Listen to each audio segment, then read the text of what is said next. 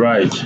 So good morning, and I want to welcome everybody to the financial modeling tutorial. Today is May the 18th of 2019. What I would like to do this morning, a number of things. So first of all, I promised I would show you a class of products based on an idea called constant maturity swap. I wanted to do that for quite a while. So this morning I will do that. I want to just quickly give you some clues about interest rate modeling. Now, it really is just an overview, because to do this properly, I think it will take another, not just another tutorial, not just another lecture, it will take another course. But I will give you some clues on that. And I also want to share with you an idea called convexity adjustment. Have you done that in any other course? No, you haven't. Okay, so I think it's very interesting, and it's certainly worth sharing. Convexity adjustment is a challenge that turns up in a lot of places in derivative pricing, especially in fixed income based products, which is why maybe we haven't heard that too much so far, because mostly he shares with you pricing on equity-based products, you might have noticed. And he does that very well, and he does it with a great amount of detail. But I will show you this, and I think you'll find it quite interesting. Now, so I've got, yes. Huh? The mic is not on. It is on, but it's not good quality. So you can't hear me very well. Is that right? Is it better? I have to talk like this. These mics are not very good, and they're not often treated with respect by other people. They get thrown around, and then the mics, they lose their sensitivity. They're not very sensitive to start with. All right, now, CMS, what is that? I've got some notes that are in the tutorial slides, but I don't want to just go through that, because you can go home and read it yourself. But let me explain to you the issue here. And as you know, in the investment world, in fixed income, so there are mainly two classes of products. There are the fixed rate, the bonds, and then there are floating rates. So fixed rate is easy. They just pay you a coupon, whatever it is. Okay, 4% for the next 10 years. Seems very easy. And then at the end, they give you back par plus the 4%. Now, floating rate typically would be linked to a short-term interest rate, such as LIBOR, and then they will add some kind of a spread. But please remember that LIBOR, if you see the yield curve, the swap curve, LIBOR is right at the short end. So if you look at a simple swap curve, which is the benchmark yield curve that people use for interest rates, for long-term interest rates, if you just type interest rate swap for swap rate data. You call up, and Bloomberg will have a lot of information on that, but you look at this. This is what the US dollar swap curve currently looks like, and you can see that, so that the US 5-year interest rate, at least for the swap market, is around 2.15. Now it doesn't show the LIBOR. If you click on here, you get LIBOR data. But this 2.15, what that means is, those of you not entirely familiar with the swap market, is if you, the customer, goes out there and you call any bank, so Citibank for example, and you say to them, I want to pay you US dollar LIBOR 3-month for the next 5 years. So every 3 months it will reset to a new rate, and you're going to do that 20 times, because 4 times a year and then 5 years. And you ask them, what is the rate that you can pay me? They will say somewhere around 2.15. Okay, that is what the swap rate means. Now, so the swap rate and the swap market is a kind of, indicator or barometer for long-term interest rates, all the way up to 30 years. Now, but this is not what I want to talk about right now. What I want to say is, now a big component of the investment world actually is undoubtedly the insurance industry and pension funds.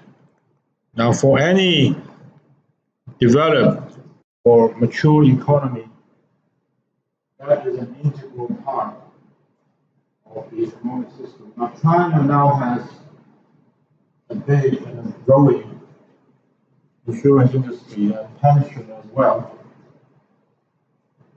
So I have no doubt one day it's going to be huge. It already is very big. It's not as developed. And I'm going to show you some pretty funky products that maybe you haven't seen before. Now, one problem with running an insurance portfolio is, so if you're a customer, so typically you give some money to the insurance company, and what they would do is they go to the bond market. So you give them $100, they go to the bond market and they buy some bonds, and then they will give you whatever it is that they get at the time. So it could be 4%, and you're going to be stuck with that 4% for the next 10 years. And then there is a contract. So insurance companies, they run enormous fixed income portfolios, and they run a huge duration risk of needing to manage interest rate sensitivity. Everyone can understand that, right? Now, insurance companies are a huge part of the fixed income market, and whenever you become a structured product guy or derivative sales or fixed bond trader, sure,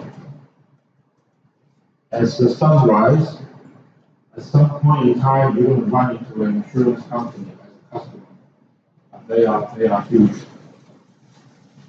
The problem with this is, so the customer comes to you with some money, and maybe you promise them 4% a year, for the next 10 years, let's just say 4%. So here's 4%. Now, the problem is, even when interest rates start to go up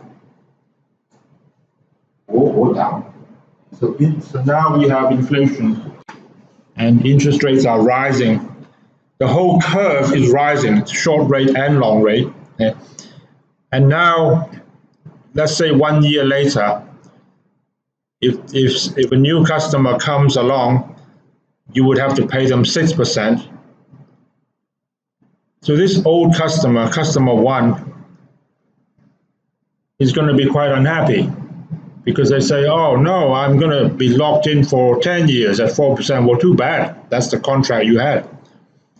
And then the new customer, so that's problem number one, is that once you are, that's the problem with fixed rate bonds, is it's fixed rate. It's fixed in, that's why it's called fixed income. So, in 1 year's time, if there's a new customer, I'll use a different color, then maybe you can promise them 6%, and it will be like this. So this is 2019 to 2029. This will be 2020 to 2030 and so on. And then it could be that the year after,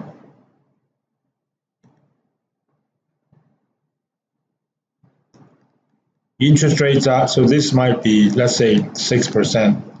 So the year after, interest rates drop a little bit. So now you can pay the new client 5% for the new contracts out to 2031 and so on. So the two problems are, first of all, guy in the front, or anybody who does a contract like this, they're locked in for the next 10 years, number one. And number two, as you can see, it gets very messy. 4%, 6%, 5%. Now, wouldn't it be nice? You understand the problem, right? Wouldn't it be nice if you are able to say to everybody, including this person, so the customer one, this is customer two, this is customer three. If you are able to say to everybody that I will pay you 4% now, but this long-term interest rates go up, I pay you more because you need more. If long-term interest rates go up, it probably means inflation is on the rise, so you need more coupon to compensate for the loss of purchasing power. So wouldn't it be nice if I can say to the first customer that if long-term interest rates start to go up, the income you get will rise as well. Are you with me? Yeah? Now, ladies and gentlemen, there is actually a product like that. And it is called CMS. I'm about to introduce that to you. CMS stands for Constant Maturity Swap.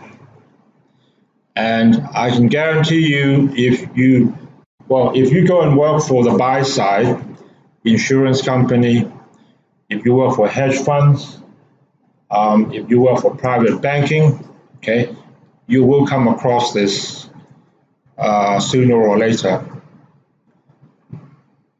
I used to introduce a product like this to clients. Now I'm introducing it to you guys. So you are learning way in advance of what used to happen. But now, first of all, I should go back and put this in a bit of context. So this is called the US dollar swap curve. And these numbers, now let's take the 10 years as an example. So 2.3. So that is the market closing rate for last night. So now the market's closed. But you have to remember that every day, in fact, every moment of every day, there is a number for the 10-year swap rate. So for yesterday, which was May the 17th, this number refers to a rate that would apply from May the 17th, 2019, all the way to May the 17th, 2029, if that's not a holiday. Now, when we come back on Monday, Monday will be May the 20th. When the market opens, all these numbers are going to start blinking, going up and down. They will change, and it won't stay at 231 anymore. So let's say it's 235 or 222, whatever you want. Let's say 235. So here is 221. So this new rate would be applicable for 10 years starting on this day. Let's just say 235. Is everyone okay with that? So every single moment of every single day, there is a long-term swap. That is why, that is where the name comes from, constant maturity. Swap. Now I have actually prepared some notes. The problem is, you know, once I start showing you these, you will stop listening to me. So I might go through these later. But the way it works is, for example, so obviously there needs to be a tenor. So the tenor might be, let's say, the tenor can be 5 years, okay, just to make it interesting. So 5 years, and then there is an amount, let's say $100 million, and then there's a coupon. So the coupon might be, let's say CMS 10, plus or minus some kind of a spread, it doesn't matter, okay?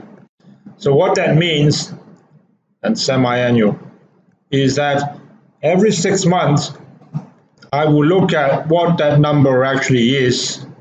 So today, it's 221, but in 6 months' time, who knows?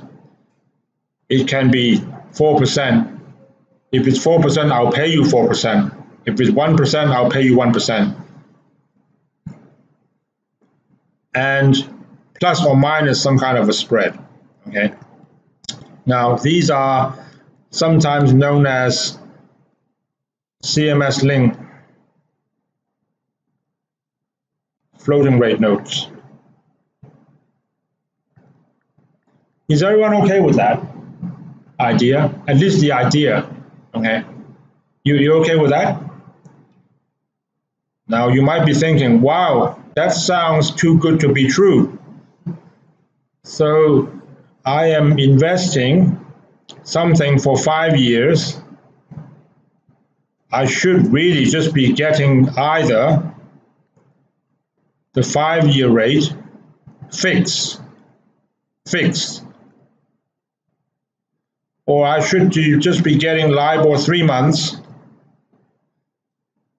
20 times because it's 4 times a year and over 5 years. So the 5-year fix would be, looking at this, 2.15 or 2.16. You're giving me a lot more, and not only that,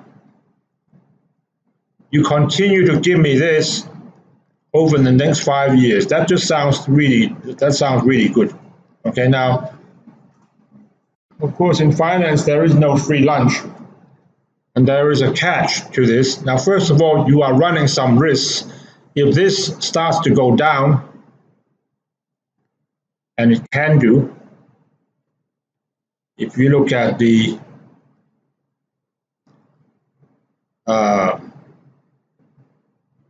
this is the 10-year. Now, if you look at that little chart on the right-hand side, this is the CMS. This is the 10-year interest rate measured every single day for the last month, and you can see that it's been dropping from 259. So every day they take a look at the 10-year rate,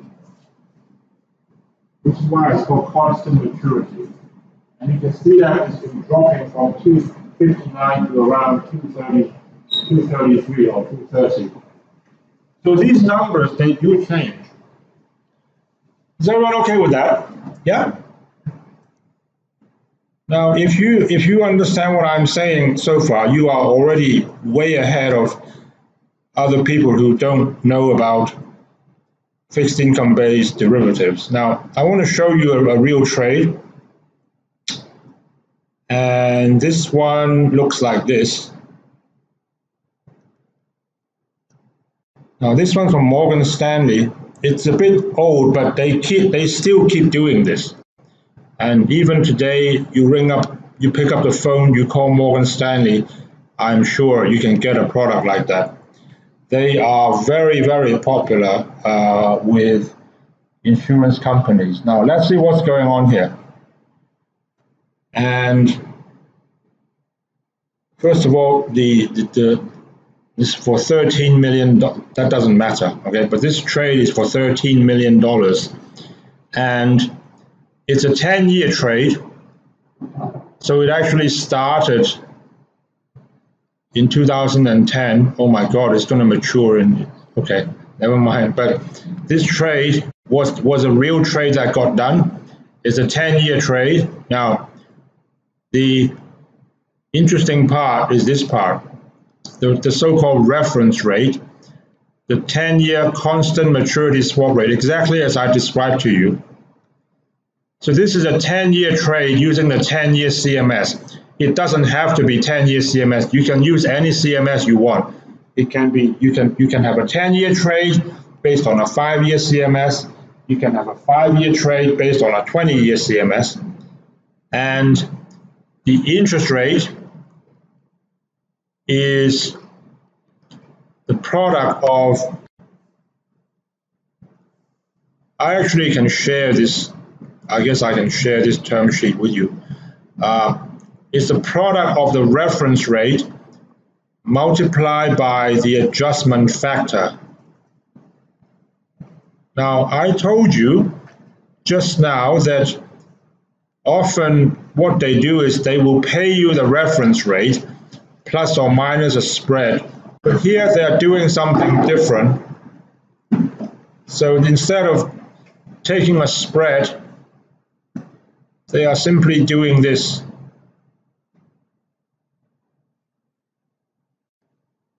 Okay? So what that means is if so this is the US dollar swap rate,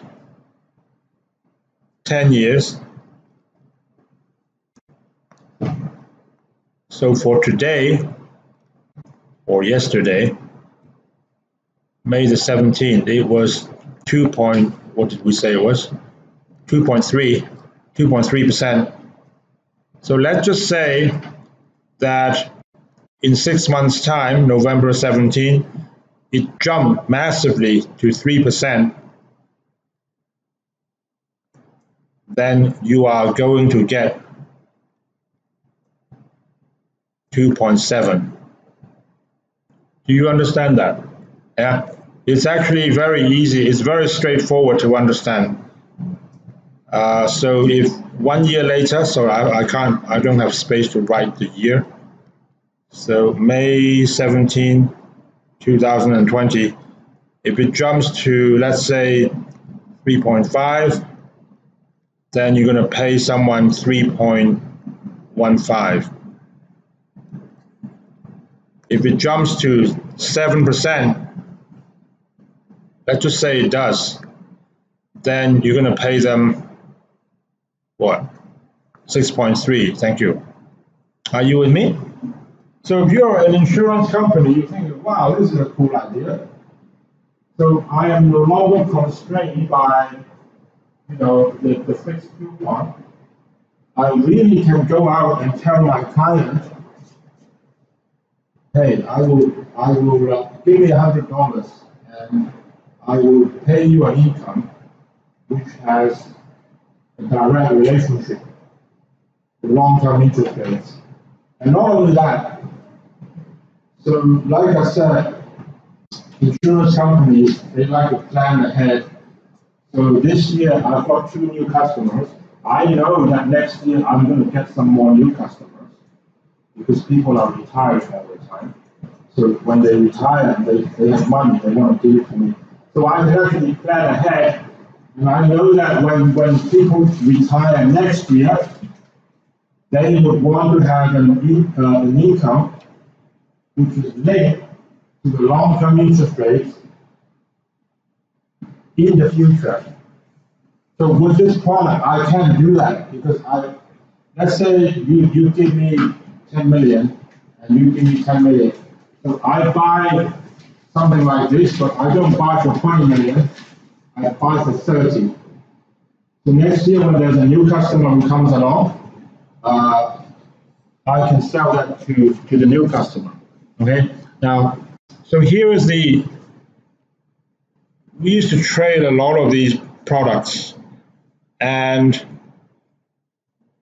there are a couple other things to keep in mind. The first thing is, although this is technically a floating rate, notice there is a floor and there is a cap. So it doesn't exceed now. So like I said, there is no free lunch in finance. So they're going to put something in. So this is actually a corridor or CMS range note. And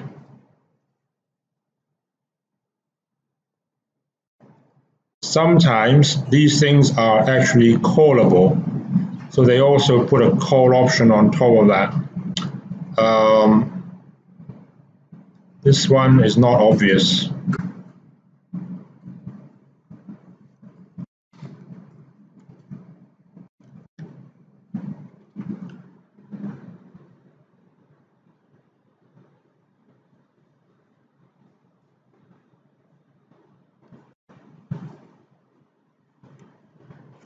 No, doesn't look like it is. So, the trade is actually pretty simple. And I know that sometimes in a job interview, they would put something like this in front. Well, it wouldn't be fair to put something like this in front of you guys. But if you had already a couple of years of experience, so they expect you to know what CMS is, they might show you something like this, put it on the table, you got 2 minutes to read it, and then you try and sell it to me as a client. The way I would sell it is, well, look, I do a 10-year trade, so I can have a 10-year LIBOR-based floating rate note, which may pay a very poor interest rate, or I can have a fixed rate, 10-year fixed rate, fixed today, then it's fixed. If interest rates go up, I don't benefit from that. So here, I have something which will change as long-term interest rates are changing. Subject to the corridor or collar of a 2.5% floor and a 9% cap. So that means if swap rates exceed 10%, so 90% of 10% is 9%. If it exceeds 10%, you're not going to benefit from that. But you know, swap rates have not exceeded 10%, I think, for my entire banking career. Quite long. 15 years. Is everyone okay with that? Now, I wanted to share this with you because I mentioned to you, I think a couple of tutorials back, that, you know, some traders, and you're not going to find this in textbooks, but the way they would define exotic products is when there is some kind of discontinuous payoff, discontinuous. Don't take this too seriously. It's just, you're not going to find the textbook definitions. But the second one is when you are running correlation risks, which you are with those baskets. Remember, the one that you would be doing for your project, if you are doing that project, you've got a basket of 3 stocks, and you're going to pick the worst one. Well, how do you price that? It depends on how you think one of them is moving against the other. Now, the third one, you might recall, I call it unnatural payoff. And I never explained to you what that was. Today, this one, ladies and gentlemen, is an example of an unnatural payoff. It is unnatural because you have a 10-year rate. The 10-year rate is paid over 10 years. How can you pay a 10-year rate every 6 months? And then 6 months later, you look at what the 10-year rate is, and then you pay that one. And this is called an unnatural payoff. I'll give you another example. The CMS is one of them. By the way, there is also another very active market called CMT, Constant Maturity Treasury. So you don't look at the swap market, you look at the treasury market. So every moment of every day, they have a rate for the 10-year US Treasury, and they use that instead. But another example of an unnatural payoff, yeah, if ever you go to a quant interview, somebody asks you, do you understand what is the meaning of an unnatural payoff? Okay. To me, it is when you have a payoff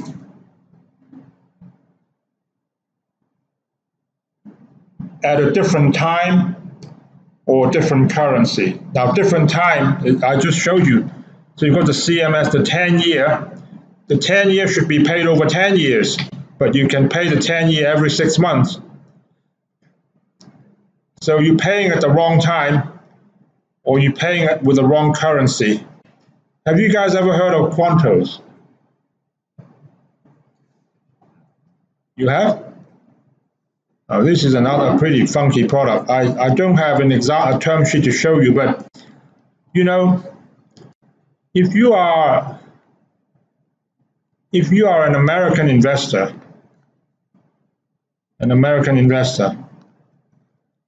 and you want to invest in the Japanese market, let's say Nikkei 225, and you buy some kind of an option. Now, unfortunately, Nikkei 225 is actually priced in yen. So what you do is you're going to have to go to the FX market and you sell your dollars and you buy yen, whatever it might be, 110. And then with that yen, you invest in the yen market, in the Nikkei 225. Now, that makes sense. You want to be in the yen market, you need yen. The problem is, some investors, they love the yen market, but they don't want to take the currency risk. You're thinking, well, too bad. You have to take the risk. And derivative innovators, being innovators, they came up with the idea, well, how about you don't do this? So you trade with me, so I could be Deutsche Bank. So you give me $100 and I will give you the performance of the Nikkei 225, but it will be priced in dollars. So if the Nikkei 225 started at, 20,000 points, and then it went up to 22,000, let's just say, and if you had a call option, I will pay you 10%, I will pay you back 10 US dollars. So yen does not even appear. Now, this is what's known as a Quanto product. And you've heard of that.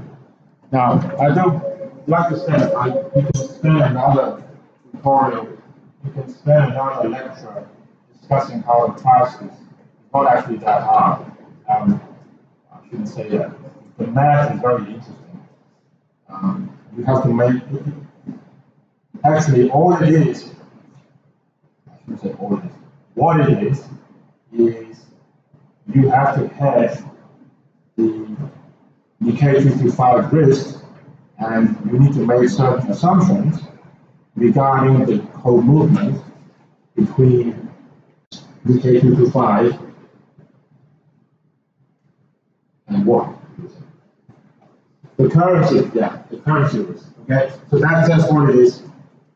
If you want to know in detail, you can find lots of information. I find this class of products absolutely fascinating. But the reason I want to mention this is another example of an unnatural payoff. Why is it unnatural? Because you want to take Nikkei 225 exposure. It should be paid in yen, but it isn't. Are you with me? Yeah. So I wanted to share that with you. Now, I have some notes here related to CMS. Actually, I may just go back a bit. So like I said, today, if possible, I'd like to just show you, just very quickly, some material on interest rate modeling and also the idea of convexity adjustments. But we were talking about CMS. I just want to draw your attention to the fact that we are kind of coming to the end. Let me just wipe that off. So as you know, we don't have much longer to go. Now, you're going to meet with, we are meeting Keith again for our weekly Saturday afternoon education. You're going to see him 3 more times. And after today, we are going to meet 3 more times. Now, I don't think it makes a lot of sense for the last time for us to meet in the morning and then you take an exam, and that doesn't make sense at all, okay? The exam is on the 8th of June, quite possibly in the same classroom where we have the lecture, but I will let you know. But this one, I may well have to change it either to 7 or 6 or 5, whatever. Now, I do apologize that if I'm not able to do it in the evening, I will try to do it in the evening, but if I'm not able to because of clashes with other things, then if certain part-time students cannot make it, I will make sure you have access to it electronically via a video. But we're not going to have a tutorial here. It will be earlier, and it will be either in the morning or afternoon or evening. I need to make some inquiries whether we can do it in the evening so everyone can come. But if not, if it's beyond our control and we have to do it there or there, I'll let you know and I'll make sure we record that. Okay. All right. So that's and then the other thing is so in the next few weeks we're going to wrap up, and I guess want to manage your expectations a little bit about the final exam. So we'll talk a little bit about that in the coming weeks.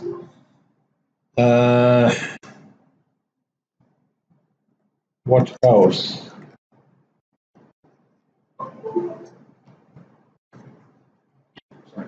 Yes. In your previous CMS rate, Yeah. it looks like it's the same as the IS rate, right? It is, yes. CMS, the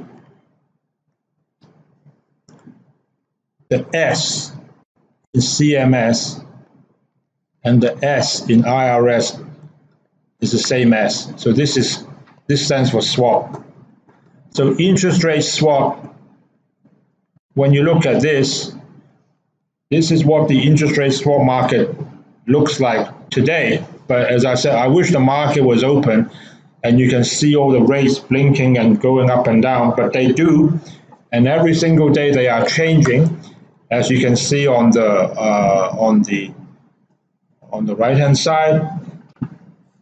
The CMS is using this as an index, the way you would with the KQ5 or the S&P 500. It's just an index that changes, but it just so happens that this index is itself actually a long-term interest rate. Are you okay with that? I thought that in your transcript, you just mentioned IS rate, you just mentioned CMS rate, but in reality, will they use this IS rate as CMS rate or? Correct. Yes. Oh. Yeah. Now make sure everyone, if you don't understand, you put up your hand, because he asked to pick the bit, which is the most critical part of the term sheet. The 10-year constant maturity swap rate. That means every 6 months, let's come back here and look at what is the 10-year number, and then I'll tell you that. Now it's 2.3. So every 6 months, you look at the 10-year. So 6 months later, from now, we don't look at the 9.5-year number. We still look at the 10-year. 2 years from now, I don't look at the 8-year swap rate. I still look at the 10 years. That is why this product is so cool. And it is also, a prime example of what I would call a natural payoff.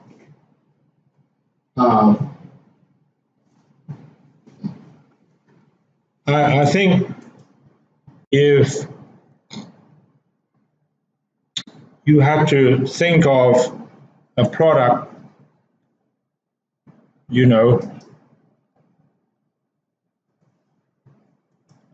so first of all, people have to understand And people have to, yeah, you'll see what I mean in a moment. So there's a product, and then to understand,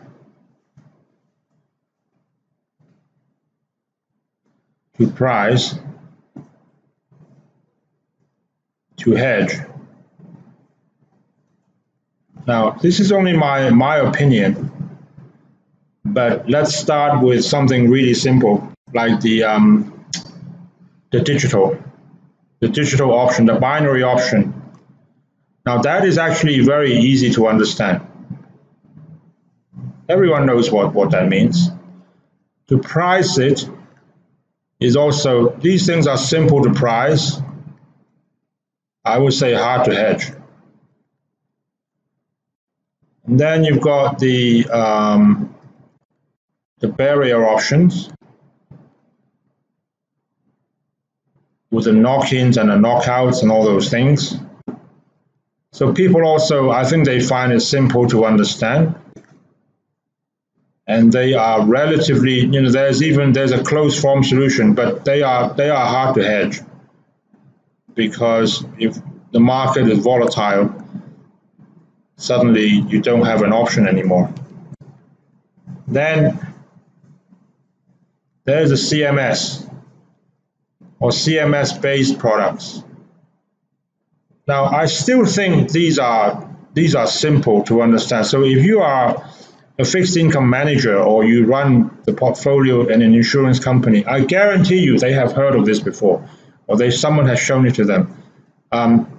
Pricing these are quite hard, and hedging it also is quite complicated. The Quanto, and you can find a great deal of information elsewhere. Again, this is, I think, simple to understand, and pricing it is moderately hard. So it's not extremely hard, but it's not simple either. But I think if you need to hedge it, it is not that easy, because you have to make certain assumptions. Like Wentao was saying, between, you know, if it was Nikkei 225, then the correlation between Nikkei 225 and the dollar yen, and so on. So that's not so easy. You can see that out there in the real commercial world, regardless of, so this is the quant guy's job, this is the trader's job, this is a salesperson's job, and it doesn't matter what kind of funky product you have, if you want to be able to sell something, people need to be able to understand it, don't you think? Yeah? So all the time, remember that, you know, if ever you come up with something, you know, the pricing can be extremely sophisticated, but the idea itself, you know, here, the payoff is basically contained in half a page. 4 lines, actually. Huh? 1, 2, 3, 4. That's it. But behind that, the pricing is enormously sophisticated, maybe even more so than, you know, some of these equity derivatives, although Keith might not want to hear me say that. But fixed income derivatives I find very interesting, and, you know, they are usually more, or they're complex in a different way, because you have the entire yield curve to deal with. Okay. Now that takes me to, I guess, the second topic today, which is how, so I've got some notes here. So here, like I said, when people are trading these, they will pay you CMS rate, either with a spread or with some kind of adjustment. Okay. If I have to put a name to this, I would probably call it a CMS range floating rate note, float, OATING, floating rate note. Okay, and sometimes these things are callable, but this one isn't, from what I can tell. Now, I'll leave it to you to read these. I used to be able to talk about that in more detail, but I think it's quite, if you are interested, feel free to read, but obviously this is not going to be in the exam, so I want to just share with you for your interest. What I do want to do is to talk a little bit about interest rate modeling. Now, you may remember, if you don't, I'll remind you now, that even in Keith's lectures, I think it was lecture 2 or 3, where at one point he made references to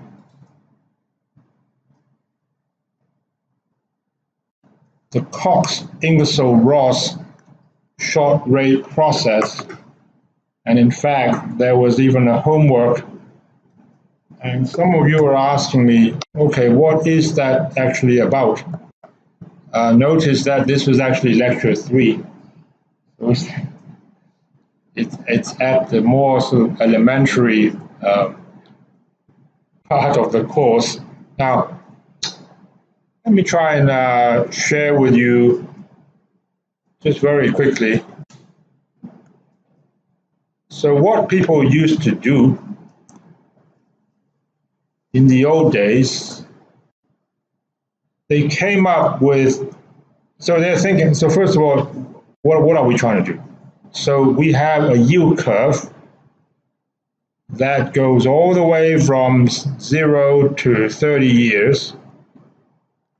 We have a yield curve, and the yield curve might look like this today, but next month it could look like that.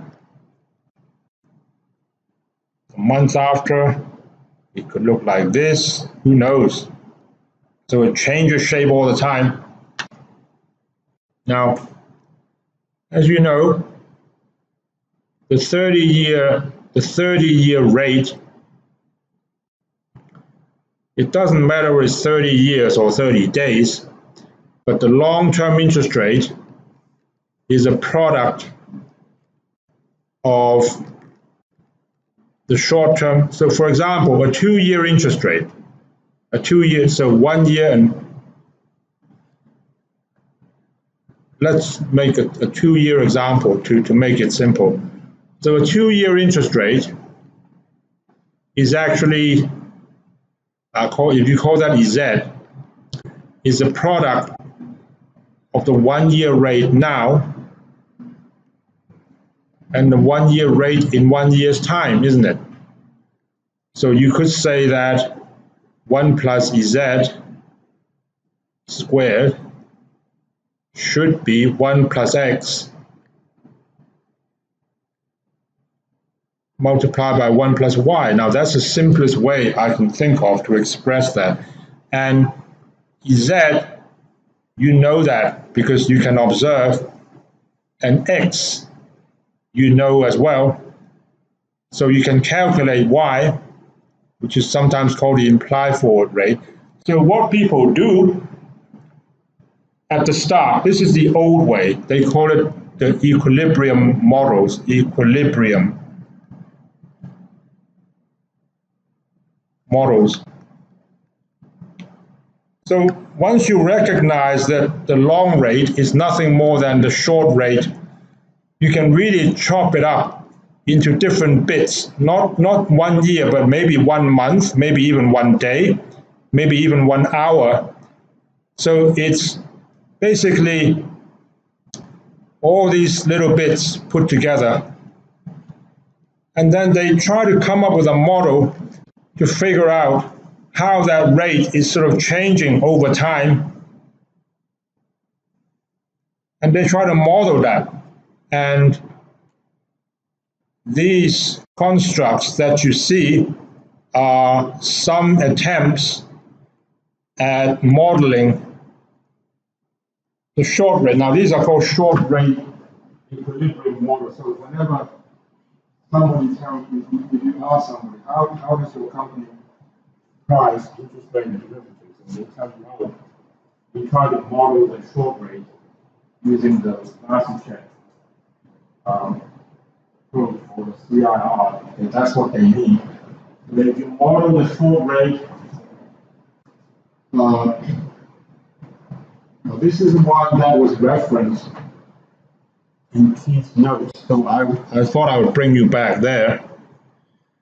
And if this is the stochastic process, so a tiny change in the short rate from one moment to another. So they're trying to figure out how the short rate can change over time is equal to, now these parameters are unknown, but is equal to the short-term interest rate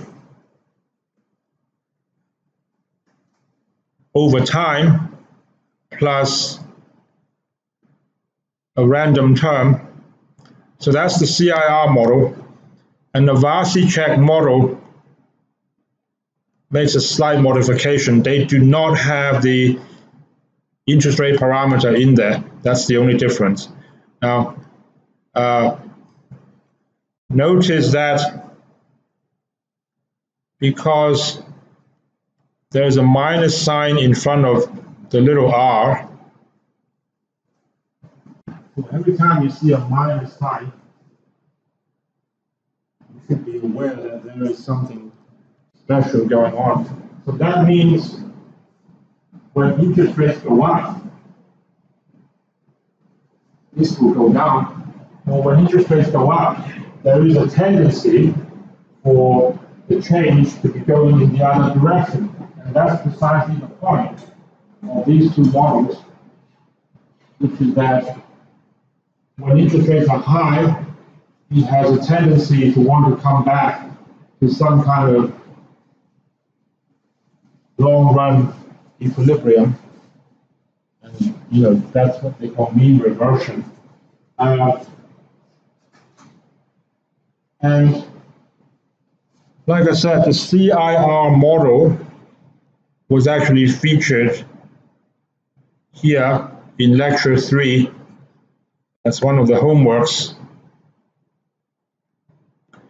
And given this is the stochastic process, you are asked to derive the expectation and the sigma square for the CIR, okay? He didn't ask you for the Varsicek. We might do that next time. If we have time, I'll show you. Okay, now what is the problem with doing something this way? The problem with doing something this way is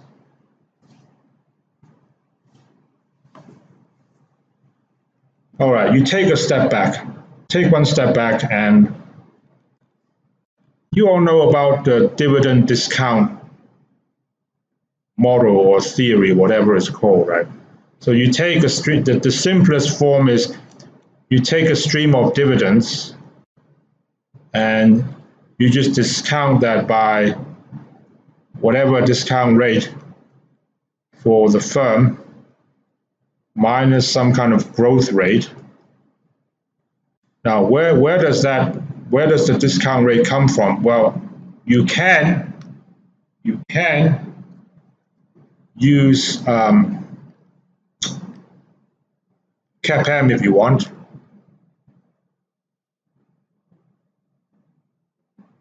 And this is all referring to company X. That's one way. you with me? This is all coming back to you. Yeah. So this is the so-called dividend discounting model. You discount the stream of cash flows by discount factors that are specific to that company. Now,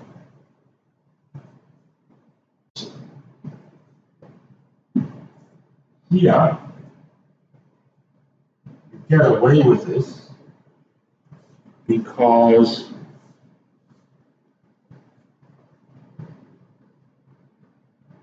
we don't really know what that is. We don't really know what this is. So we don't really know what that is, and we don't know what that is. We don't know anything. And you don't know what this is either, because it's in the future. So you don't know anything, basically. So a model like that, in the end, is just a model. I didn't want to say this because you're not I would say it now. No one can say you're right or wrong because you've got one equation, so many unknowns. You can't say that your model is wrong. There are too many variables. Bonds are different. Bonds are different because if you come up with a model like this, so this is you standing up and claiming, okay, I think this is how the short-term interest rate changes. And I say, oh yeah, give me your estimation for A and B then, and sigma, okay? So you come up, so you have a model, you got to come up with those numbers. So you give me those, and in the end, you would be able, or you should be able to come up actually with a yield curve based on your modeling of the short rate. That's the whole point, okay?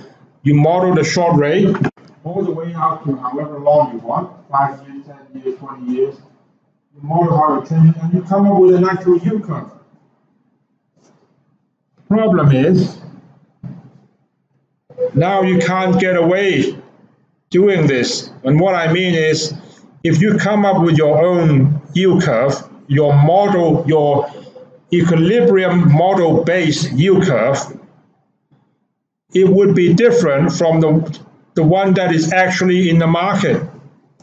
So when you use your yield curve to price bonds, you're going to get different prices. So people are asking, well, how can I use your model if I don't even get the right bond prices? How can I use your model to price derivatives when I'm getting the wrong bond prices? Are you with me? Yeah? So that, I don't know how useful that is. But with due respect, Professor Basicek, so they came up with this idea. I think it is not really used so much anymore. There was a time when people did. So somebody else came up with another class of models, and this is an entirely different type. They're called no arbitrage models. And how this works. So I'm telling you now, again, that the problem with those equilibrium models is that they set up the process with a priori, is I think the word, or exogenous. You know, a priori.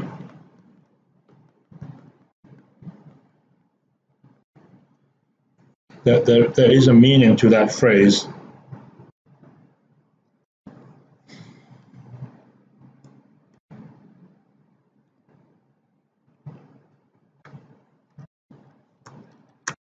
A priori meaning.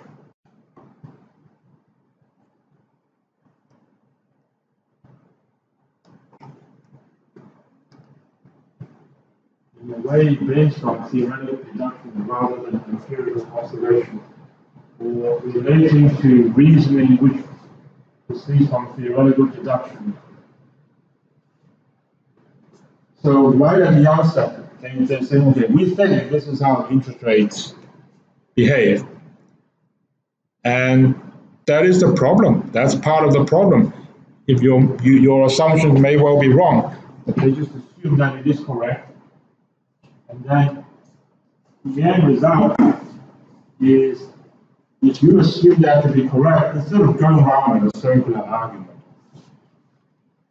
and then you try to derive your yield curve,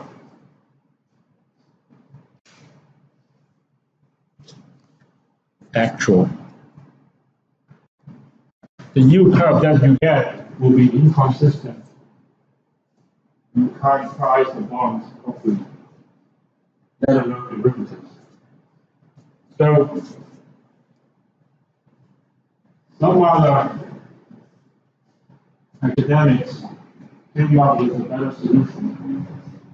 And they say that the market yield curve should actually be an input. You should include that when you are constructing your yield curve. To make sure that your model is actually consistent, at least with the current, at least you are pricing the bonds correctly.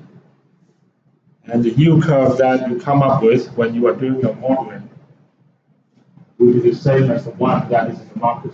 You're using that as the input. Now, the first attempt to do that was a pair of academics called Ho and Lee, and it's called the Ho-Lee model. And what they do is they try to model the short rate. Now, this is again, this is simple. So this is a random term, but they try to model the short rate as a function of time, t to t. But what is that function?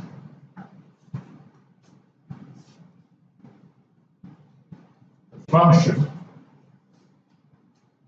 of time is actually the forward rate itself. Okay? So what this is really saying is they think that the change in interest rate should be just the change in the forward rate with respect to time plus some kind of random term. Now this you actually source directly from the market yield curve. So there is no fear of inconsistency. You know it will be consistent because this actually came from the market. So what that really means is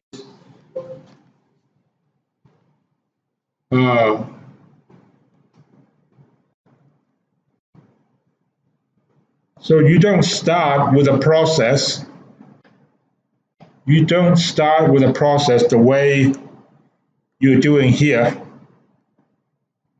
You start first by looking at the actual market yield curve, and for example, or like I described to you earlier, so if you have a 1-year rate and you have a 2-year rate, and you can observe these in the market. So the 2-year rate is Z, the 1-year rate is X. So you know that 1 plus Z squared in an arbitrage-free world should be 1 plus X times 1 plus Y. So this one is observable in the market. This one also is observable. So you try to derive this one, and you try to figure out how this one can change over time. This is the 1-year rate in 1 year's time. Now, I'm doing 1-year rate in 1 year's time. You can do, what if you have a 6-month interest rate and a 3-month interest rate? Then you can do the rate between the 3-month and the 6-month, which is this one here. It's actually the same logic. Are you with me? you can even do, if you have two rates, you have the 3-month rate, and then you know the rate which is 3 months and 1 day. If you have these two, then this one is simply the 1-day interest rate in 3 months' time. Are you with me? So you can really take it to the extreme. And this model, they do take, is everyone okay with that? Yeah? So you have interest rate 1, interest rate 2, and when you have these two, you can work out what should be the gap. The gap is the forward rate here. And they take it to the extreme. First, they actually take the market yield curve, and then they take this to the extreme, and they would model tiny changes of the short rate based on that idea, and this is what they actually come up with. Now, this is actually a very simple, first of all, is the idea itself. The idea is you take the market yield curve, and then you try to figure out the forward rate, but in the end, it's just, they just plug in sigma there, and okay, that's the variance. Okay. There was a more sophisticated version after the Holy model, which is called the HJM,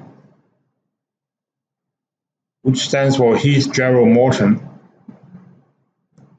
Now, I want to just introduce this to you, so if in the future you are interested in interest rate modeling, you can pursue it. So these guys came up with a more generalized version, but still based on the same idea. And then a number of academics took that idea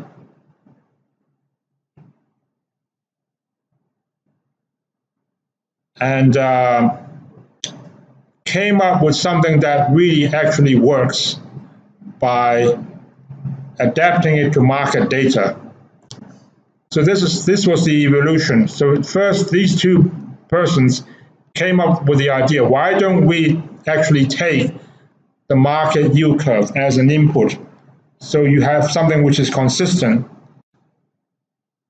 And then people thought, okay, that's a good idea. But it was a very simple model.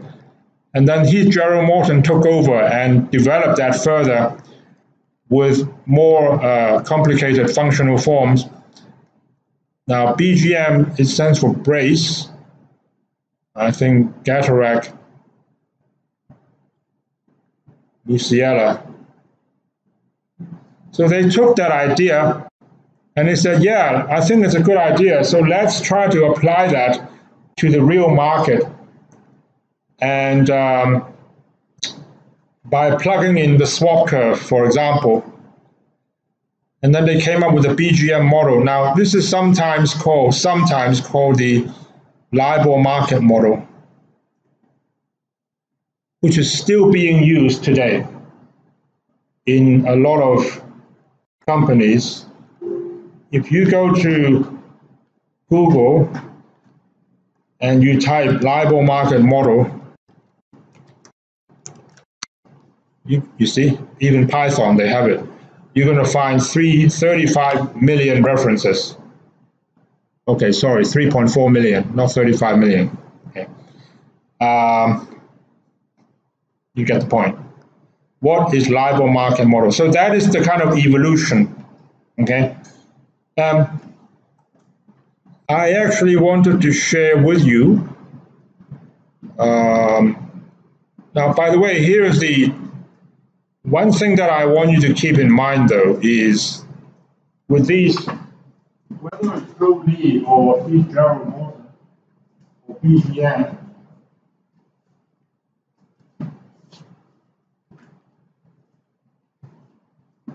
the difficulty modeling interest rates is that you cannot model it like the S&P 500 or the Shanghai Composite. It is not entirely free and random because it is subject to central bank intervention, how they set the short rate.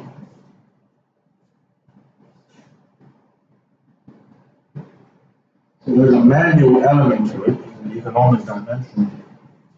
And if you look at the history of LIBOR over the last 30, 35 years, certainly that doesn't look to me like it's entirely random. Interest rate used to be very high. It got up to like 10%, maybe even higher at one stage. The gray areas are recessions. And then you see how it moves. This doesn't look to me like it's entirely random. So if you try to model something that may not be random, it's a random process, you're running into problems, aren't you? And so it's just something to keep in mind that when you model interest rates, you cannot always think of it the way you think about the stock market, for example, where there are less constraints.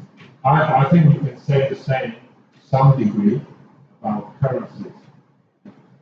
Now, I was going to tell you about this, convexity adjustments, and I promised so many times.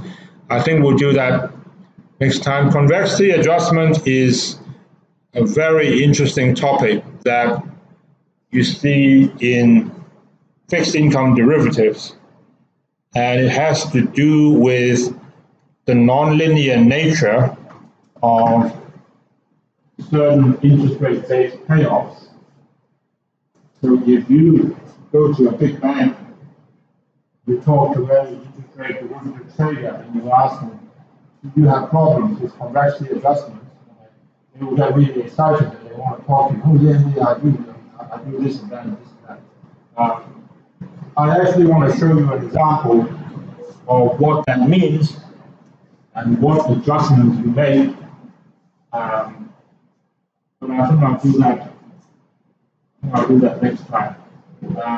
But just by way of introducing it to you, the example I'm using here is actually on the euro-dollar future. See you later, Wenta. You have another tutorial, right? Okay, all right. If you have to go, please go. This actually concerns euro-dollar futures contracts, but it doesn't appear only here. It comes up in a lot of places, and I will show you what is the idea of that and what is the actual adjustment you need to make and why. Okay, so we'll do that next time. Okay, so what have we done today? So we talked about CMS. I showed you a product, I showed you how it worked, I showed you what kind of problems it's supposed to solve or what are the advantages of that. We looked at interest rate modeling and also two types of interest rate modeling, okay? The old type and the new type. All right, thank you very much. And see you guys in the afternoon. Sure. Thanks, everyone. Have a nice weekend.